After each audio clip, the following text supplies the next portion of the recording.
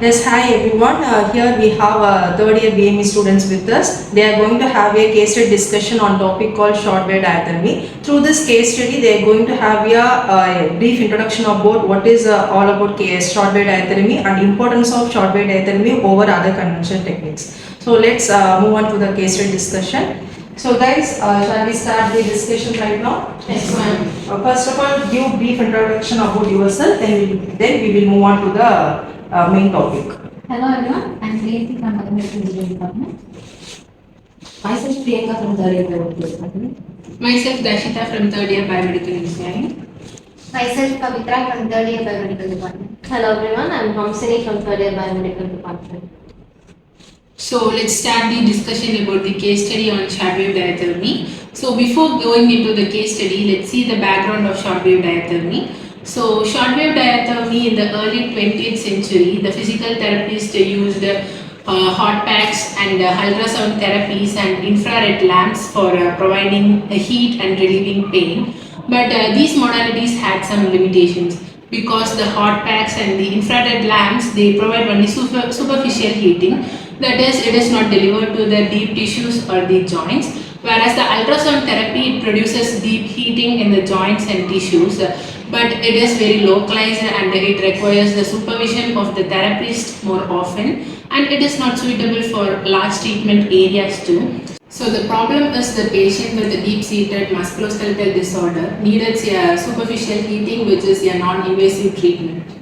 So, as my team member said, the suitable solution for this problem would be shortwave diathermy. Since with the help of shortwave diathermy, you can produce heat deep within the body. So, let's take a look at the evolution of shortwave diathermy. In the early 90s, researchers were experimenting with the high frequency electromagnetic waves. They were able to discover that with these waves, they were able to produce heat deep within the body. And surprisingly, it did not cause any burns or damage to the skins. And then moving on to 1920s and the 1930s, the first ever shortwave diathermy was introduced. It operated at the frequency of 27.12 megahertz, and they were able to produce heat within our tissues to pain relief and to relieve any stiffness in our muscles. And then coming on to 1950s and beyond, they were able to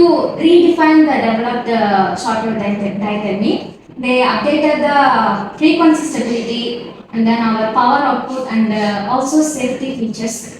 And then coming on to the modern era, our generation, our shortwave diathermy is portable and it is microcontroller processed. You can able to adjust the dosage precisely and can be whether continuous or pulsed wave. And then it also comes with a safety power cut for patient safety. So from this, it can be concluded that shortwave diathermy has came from a basic experiment to a therapeutic tool in today's world.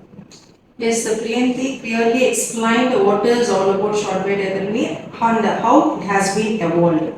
Now, it would be better if anyone give importance of shortwave diathermy compared to other conventional techniques like hot packs and infrared lamps are there. No? So, compared to that, if you are giving any importance of usage of the shortwave diathermy in clinical settings, then it would be highlighting for to proceed this discussion further.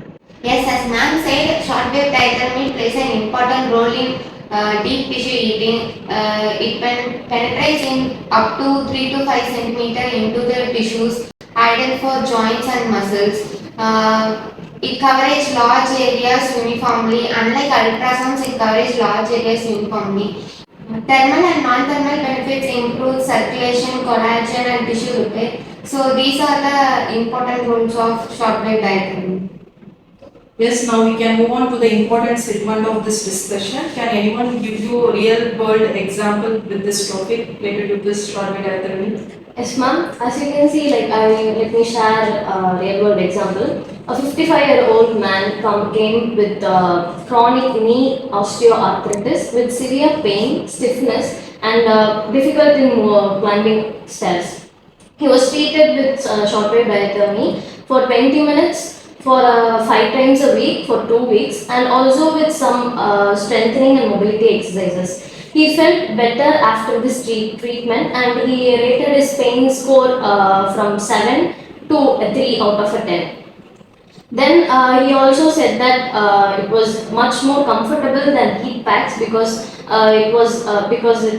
deep heating was more in shortwave diathermy than hot packs. The shortwave diathermy heated the tissues deeply and evenly.